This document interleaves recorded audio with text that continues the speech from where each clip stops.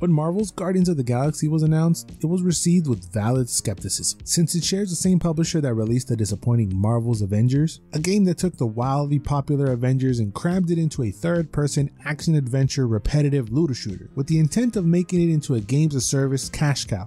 Unfortunately, it wasn't received too well, and they're still trying to put the pieces back together with some webbing, in the hopes of recouping some of their losses. I personally have not played the game yet, but I intend to do so, and when I do, I'll share my thoughts in a video, so make sure you're subscribed to the channel and turn on your notifications for when that video comes. This video is not about the Avengers though, it's about the Guardians of the Galaxy, probably Marvel's second most popular team at the moment. That is until Uncle Kevin decides to drop a new X-Men or Fantastic Four movie, but I digress. I wasn't in the camp of skeptics not trusting the reveal trailer. Granted, I wasn't licking my wounds left by Marvel's Avengers like they probably were, but I just didn't think a studio with renowned success like Square Enix would make the same mistake twice. Call me naive, but thankfully I was right. For what they put out was a very fun, exciting, single-player story-based game made with love and care you can feel. The story in Marvel's Guardians of the Galaxy isn't anything out of this flarking world. The way it's presented with good writing and storytelling, that is what's truly great, staying true to what we have come to learn about these characters from the movies. You play as Peter Quill, and as Star-Lord, you try to lead the Guardians into the Forbidden Quarantine Zone. After Peter touches a mysterious yellow gem, it unleashes an alien metal goo. It looks like bad news. Because of it, the Guardians are forced to flee, and get caught by the Nova Corps ship Hallis Hope, captained by Peter's former lover, Ko-Rel. Ko-Rel agrees to give the Guardians 3 cycles to pay their fine, for messing around the quarantine zone. And in true Guardians fashion, they decide to scam Lady Hellbender by selling one of their own for credits. Also in Guardians fashion, that plan flarks up, but somehow they obtain the money and flee. They travel to the Rock, where the Hallis Hope is docked. When they arrive, they found that the Nova Corps is kinda brainwashed talking about promises. And after more Guardian shenanigans, they come to find out that the Hallis Hope is sucking everyone's faith energy to power the bad guy's weapon with the help of a matriarch. And it's up to the Guardians of the Galaxy to stop them before they destroy the galaxy. That was the TLDR version to avoid spoilers of course, but what I just described takes about up to 5 hours of gameplay to develop. I would consider it a slow but fun burn. You only play as Star-Lord, but you command the rest of the team both in and out of combat, each with their own unique attacks and abilities. Even though it's pretty linear, there's some exploration, where by using your helmet you can find outfits for each Guardian. One of the first ones you find are the same outfits used in the movies.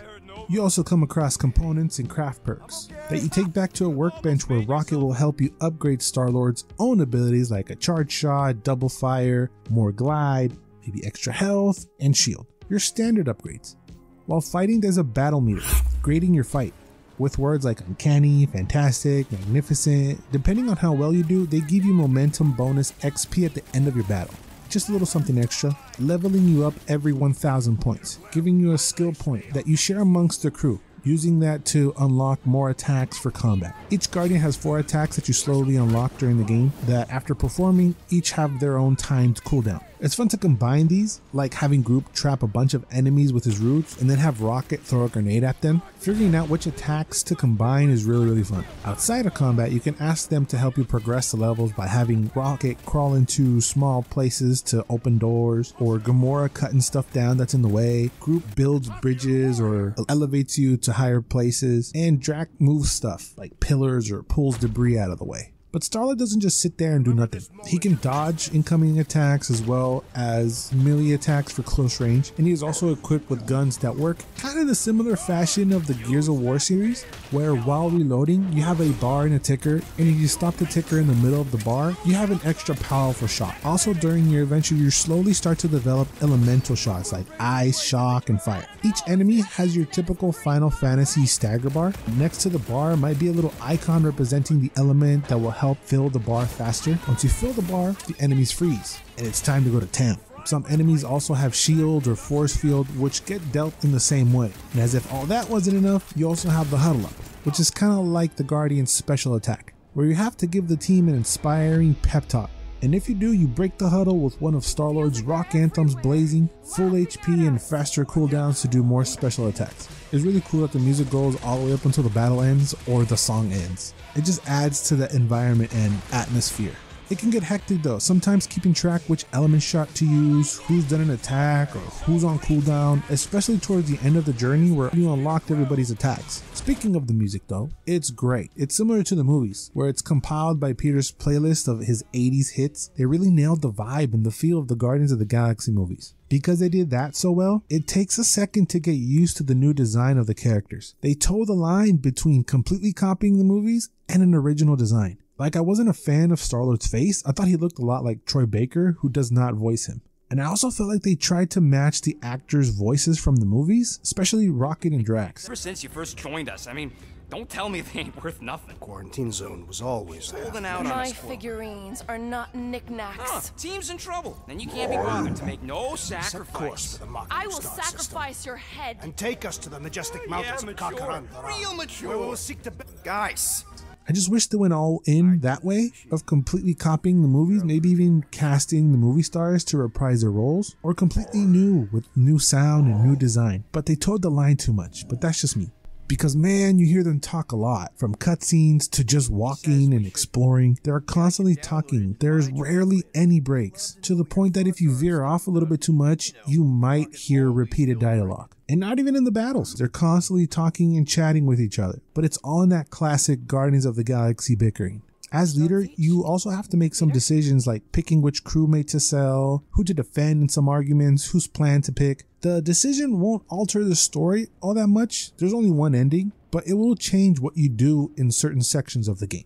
That's where the great writing comes in, not only with all the spoken dialogue and most of it being funny quips and banter, but also in surprisingly heartfelt moments that have each character growing and dealing with emotional baggage. You're along the ride with them, and I really wasn't expecting that. It's way more than just stop the bad guy from doing the bad thing. It's way more than that. Yes, the villain is pretty one-dimensional, but it's about giving the Guardians dimension with real personal conversations, and they did that nicely. Not only the Guardians though, there's a great cast of characters surrounding them that also gets to shine. But the game is definitely not without its flaws. I played it on the base PS4 because I'm poor, and had an audio bug with the comms. I wouldn't get sound when someone would try to establish communication through Star-Lord's helmet, so their face would pop up in the corner of the screen where, let's say, Rocket's on the ship and he's supposed to be talking to Star-Lord. I wouldn't hear anything, or either text dialogue on the screen. And it did happen a lot.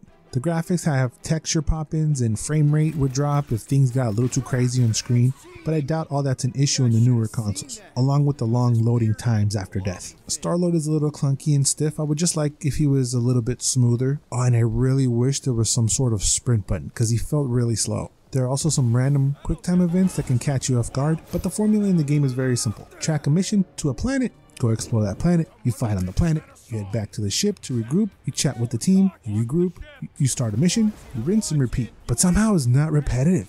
I think it's because it's super charming and most importantly it's flarking fun. I really enjoyed my time roaming the flarking galaxy. And what I enjoyed the most was that this game proves that good story-driven single-player experiences aren't dead. And you don't have to make everything open world to enjoy it either. You need good writing with heart and emotion. This outsold your empty looter shooter. I just want more story-driven Marvel games, each with different gameplay mechanics that fit the character. One can only hope greed doesn't cloud these studios' flarking minds to put out empty cash grabs, because they're misusing the opportunity to take the tools that gaming provides to tell a great story you just can't do through film. Those are my thoughts. But let's talk about it in the flarking comments. What did you think of Marvel's Guardians of the Galaxy? Have you played it? If you could give me flarking recommendations for future videos, that'd be great. Also, if you flarking subscribe, that'd be flarking fantastic. And for flark's sake, always and forever, you do you.